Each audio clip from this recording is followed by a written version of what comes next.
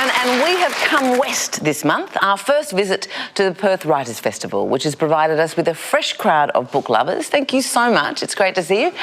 And two cracker guests, one of whom has brought the classic, and it's a big one, George Orwell's prophetic and genuinely terrifying vision of totalitarian hell, 1984.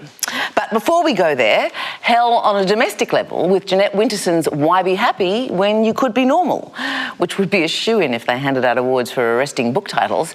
Let's meet our guests now, though start we must with the inimitable Marieke Hardy and the peerless Jason Steger. What do you think? Now, our first guest tonight wreaked havoc on the club last year with his devilishly clever and downright gruesome The Last Werewolf. We wondered at the time if a sequel was in the works, and sure enough, he's here in Perth with the next instalment, Tallulah Rising. Please welcome him to the club, Glen Duncan. Our second guest isn't so much a guest as a force of nature come to call. She burst onto the scene with The Female Eunuch in 1970 and has been dazzling and provoking us ever since. Writer, scholar, one of the relatively few professors who was ever a nude pin-up. Won't you please welcome back the in every way remarkable Germaine Greer.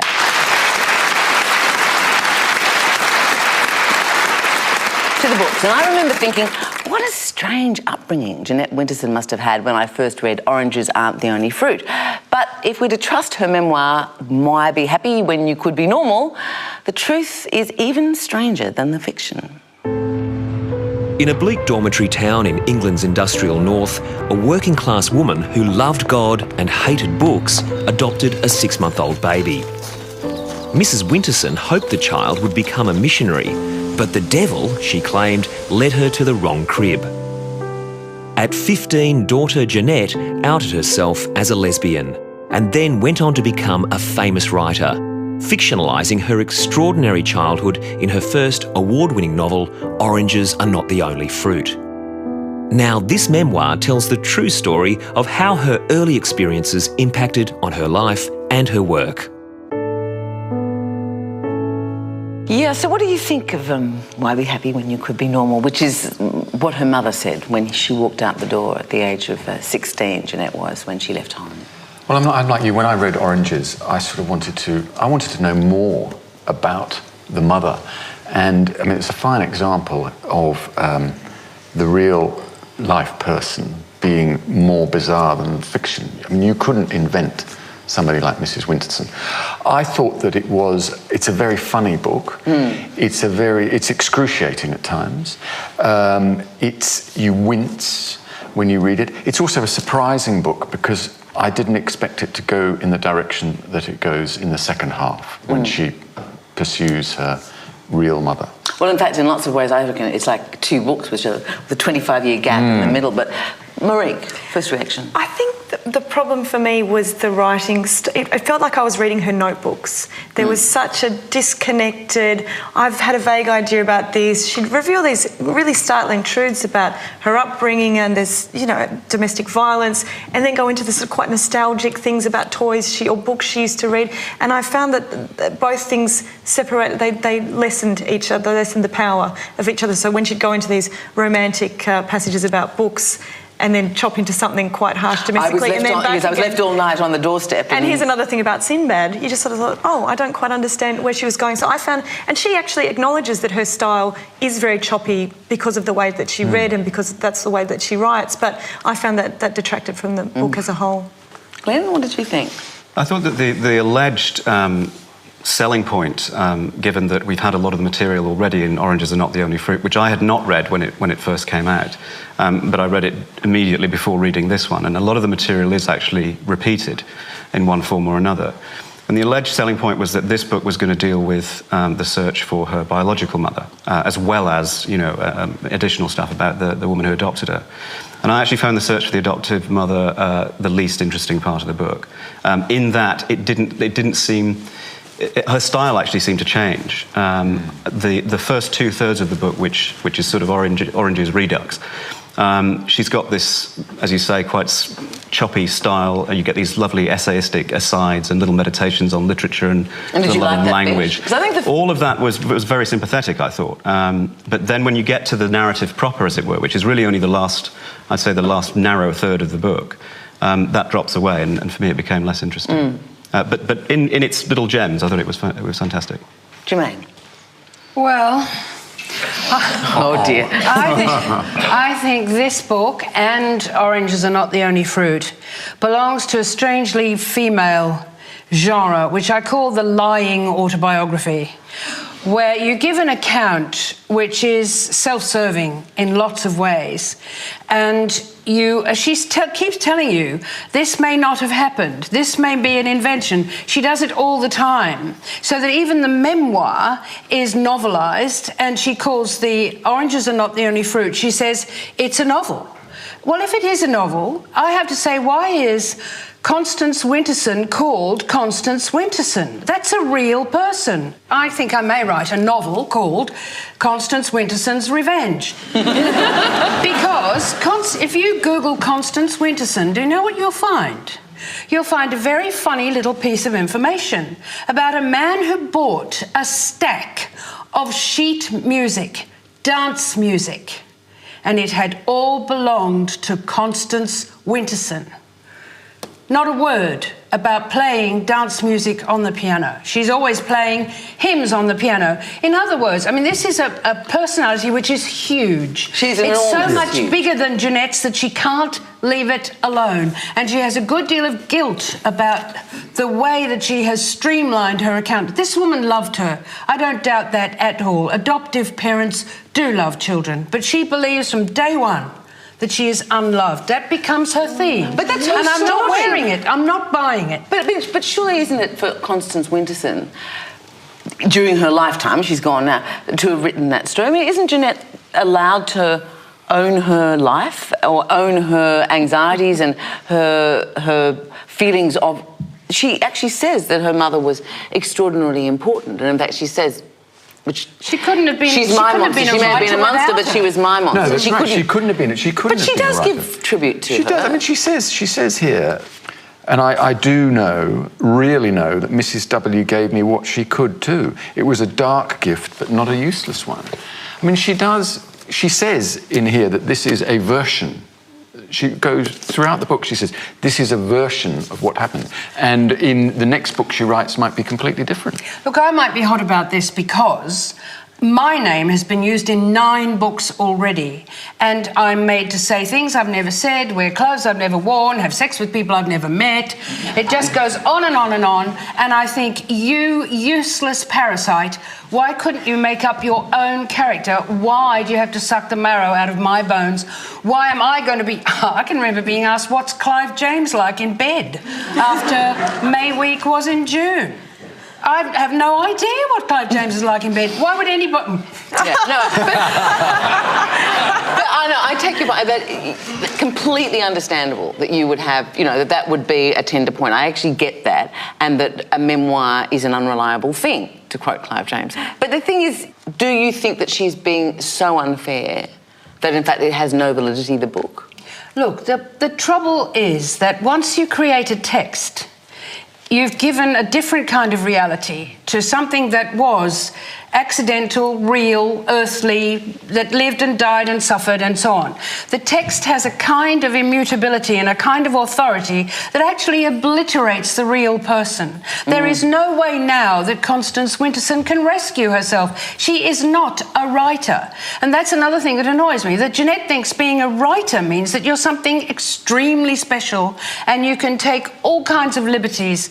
That is not true. Being a writer means you have great responsibilities, and you have to be really careful that you haven't wrapped an epithet around a reality from which it can never escape. Can I just add one thing, which is that, I mean... add many things. Less the lynch mob is already forming out there.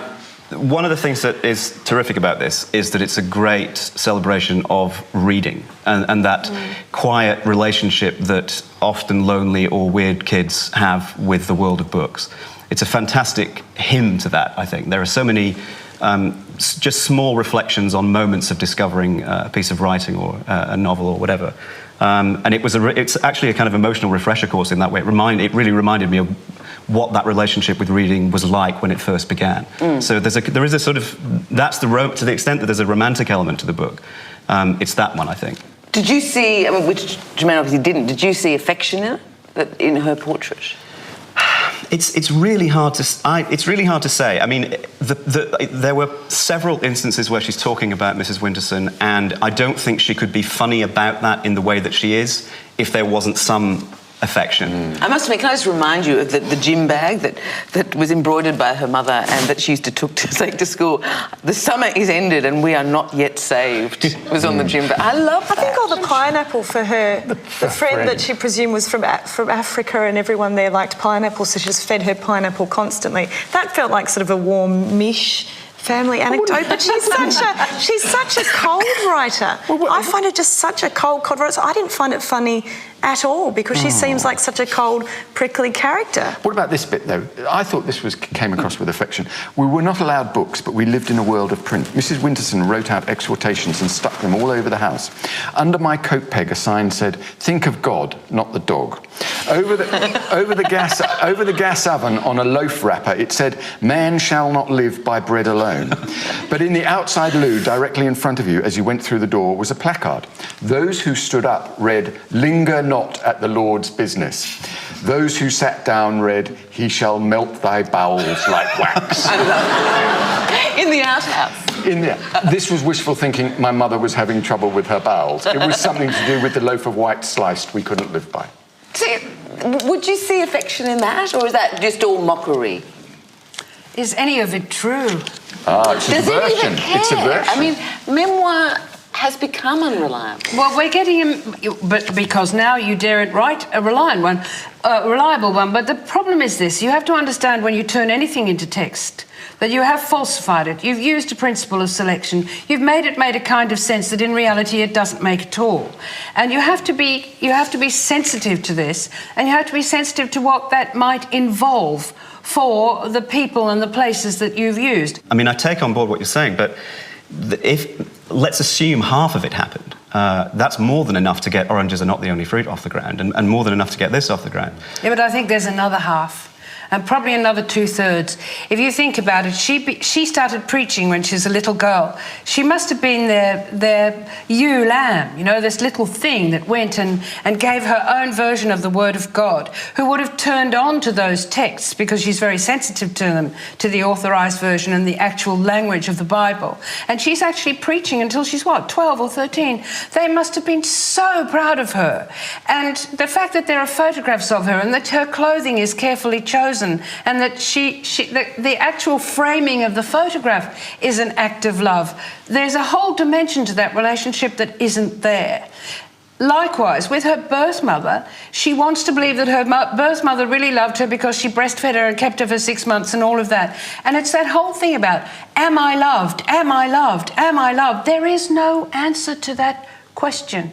The answer is probably yes, but you don't know when it's been answered what it meant. Can I suggest the reason, the need she has to keep asking that question is, for me, probably the most moving part of the book. Did you find that moving? Well, I mean, I found parts of it moving, yeah, but they were the quieter parts more than the high drama. And it's partly because of the way I read this book, because I hadn't read Oranges and I read it immediately before this one.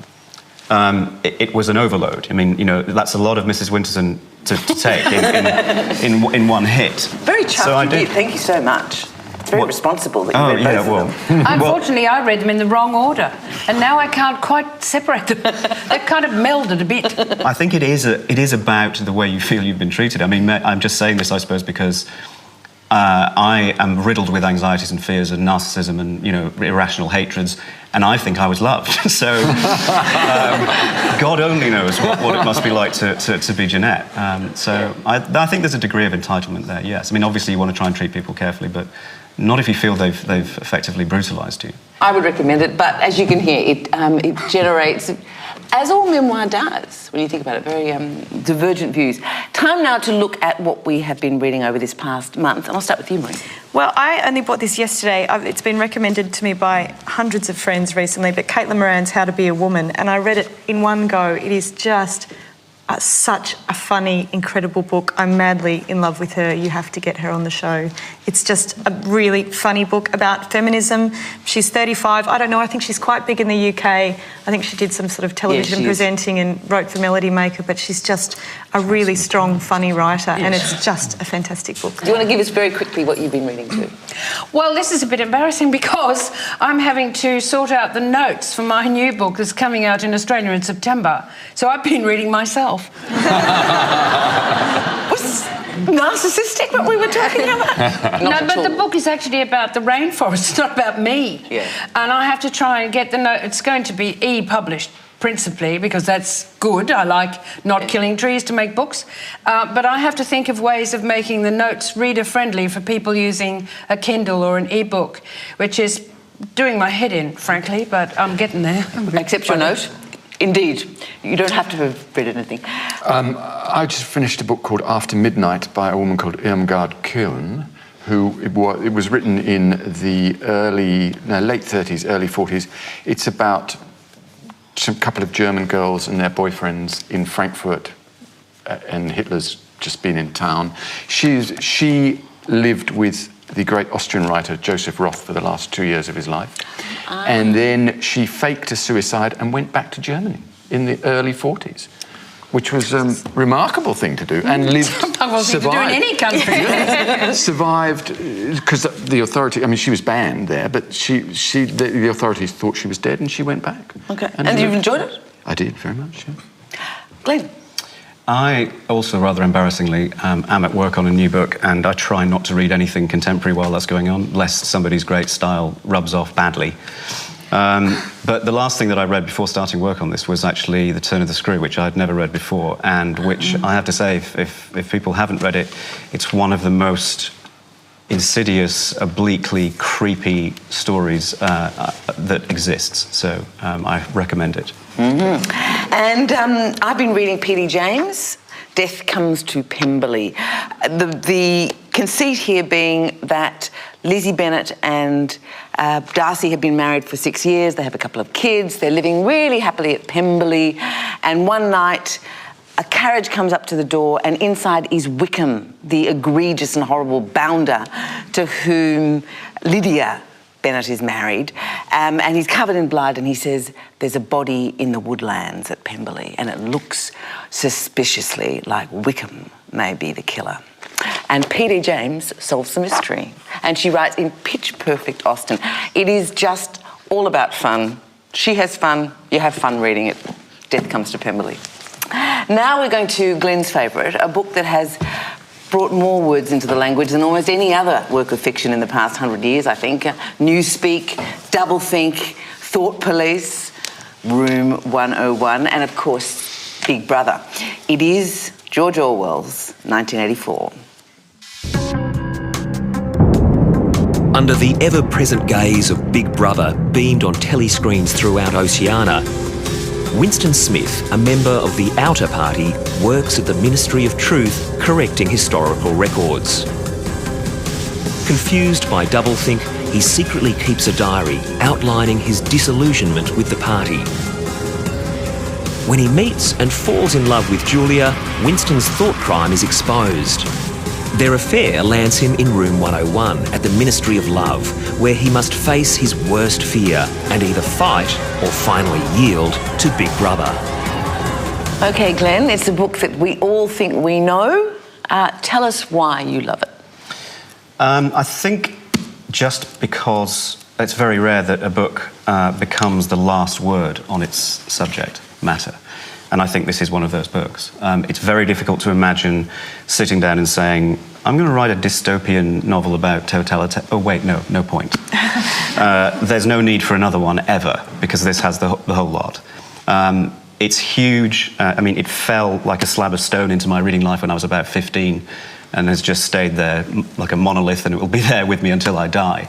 It was also the first book that I read, I think, that gave me an idea of just what a book could do. It's massive in every way. It goes to fundamental questions in a style that is not showy. There's no pyrotechnics on the page. He's a great stylist for that. And it was just, it became, I suppose, a sort of cornerstone of my picture of the world. I mean, nothing less than that. And it's also the fact that it's all done against this backdrop of a completely believable, heartbreaking love story. So yeah, I mean, it's monumental in every way. Completely believable love story. What do we think, Dr. Greer? Well, I had such a strange experience with this book because, as a Sydney libertarian, it was absolutely prescribed. So was almost all Orwell, down and out in Paris and London, you name it, from beginning to end.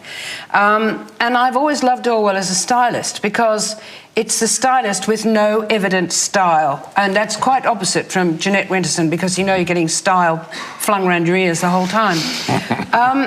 When I was growing up, we thought this book was about Russia. Which is one reason why we liked it, because we thought it was a critique of the whole screw-up that was state capitalism in Russia. And, you know, the Russians commandeering the history of technology in the West and all that kind of thing, and the poverty and the misery of the economy under Comintern and so on. So we could all see all that as something happening to other people. But then, when the Soviet Union implodes, you suddenly realise it's actually not about them at all, it's about us. And then you start thinking, my God, there are no media in here. There is no Murdoch empire, which is the strange, empty thing, because the kinds of distortions of the truth, the inventions of concepts that don't really exist, and the giving of them with some kind of shelf life, is what the media now do as the most powerful organisation in the information society. But would you say that this book does more than, say, Kafka, The Trial, or The Castle, which is so much shorter? And so, but it's not just that it's short, it's archetypal. You know, that this is how you make people crazy. This is how you oppress people. But this feels archetypal, and I think if it didn't, the passage of its lexicon into common English would not have happened. I mean, I think the fact that we have Room 101 and Big Brother and Doublethink, you know, that actually testifies to the archetypal nature of the ideas. Marie? It's brutal. It's a very unpleasant book to read. But I also think it's a very difficult book to review because it's hard to separate the influence, the vernacular, the ideas from just a book and prose. And sometimes the prose it's flat. Sometimes the characters are flat. So the violence is too much for me at parts. But how do you separate the two? It's so much more than just a book. And I actually, this was the first time I'd read it, and I spoke to a lot of people who said, I read it at 15 and it changed my life. And sometimes I feel like you have to read it at 15 to have that impassioned pull to it, because I found it hard just not to read as a book and then have this giant cloud of ideas and influence over it. So I found it, this is the second time I've read it. First time I read it, I found it very frightening indeed. And I found it Still? Equally, yeah, I did. I found it, it's one of the most terrifying books I've ever read. And also the moment when, I don't think we can worry about spoilers. I think people know the plot of 1984. No, but it's just the moment that the lovers are discovered. When I read that, it was like a Carrie, you know, in the film Carrie, where the hand. Yeah. It was Stephen like that. Campbell. You know, we are the dead, and then that voice that comes out from behind the "you are the dead." I found that absolutely terrifying, and it's still terrifying. What you would argue, if you were an old Leaversite like me at Cambridge University, is that the satiric positive isn't there. You're at sea from the beginning because you don't have there is no truth, the truth is gone, it's completely manipulable, it's infinitely But you see the falsifiable. mechanism, and that's the difference. You actually see, I think that's some of the brilliant bits when I'd forgotten that Winston's job was actually changing the past. You see how he retrieves the newspapers and changes it. And so it doesn't seem blank to me because you see how the mechanism works. And also, so what? I mean, so if it is Orwell's view that, you know, reality is endlessly manipulable, so what's wrong with saying that? I mean, if that's the way he sees it. I mean, I'm convinced by the end of the book that, you know, if that mechanism was in place, you could completely destroy people's capacity to remember the past and to argue logically and all the rest of it. Supposing they ever had a faculty to remember the past. Yeah, which within a few generations. Do you find that as a concept interesting in the book? The really terrible thing is the thought that there is no such thing as truth. That's the bit, that for anyone who spends her life struggling to get things right, gives herself a hard time about not distorting things, then you suddenly think it's all delusion. There's no way I'll ever get any of it right. I'll only perpetuate the endless stream of mistakes, of misprision that is the human experience. I don't think I can hack it. I don't think I can do it. I have to believe there is such a thing as getting it right. So it is frightening to you too?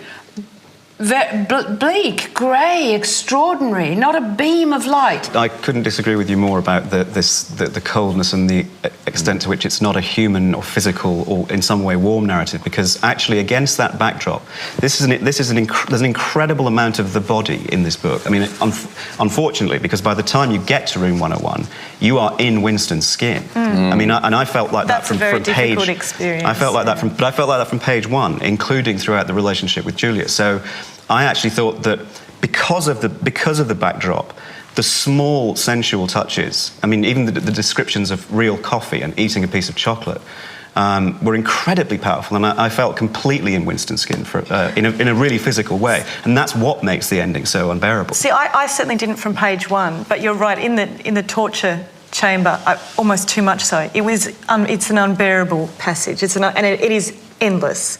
It doesn't stop, and it hurts to read, and that's an incredibly painful experience. But it is Sounds also like good writing to me. Yes. But I was going to say, that's the testament. No, walking contradiction. That's the stylistic endorsement, because it's actually really hard to do that. And Orwell speaks very plainly and very understatedly about horrific things and about massive assaults on the body and very small sensual accents as well. And he does that without any kind of razzle. That is our club for another month, and won't you join me saying a big thank you to our guests tonight. Thank you very much to Glen, to Marique, to Jason and to Germaine, and thank you also to yourselves for coming with today.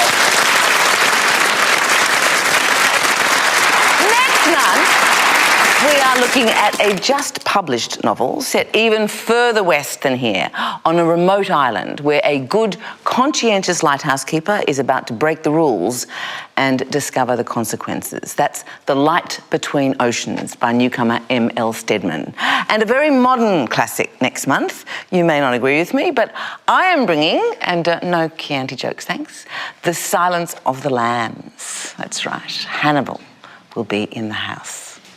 We will also be launching our contribution to this National Year of Reading. We're organising a big nationwide search for the 10 Australian books you must read before you die, the books you would like the whole country to share, new or old. We want your vote, and we will give you the details of how next month. That is, of course, the first Tuesday of May. Hope you'll join us for that, and until then, thanks for your company and very happy reading. Night.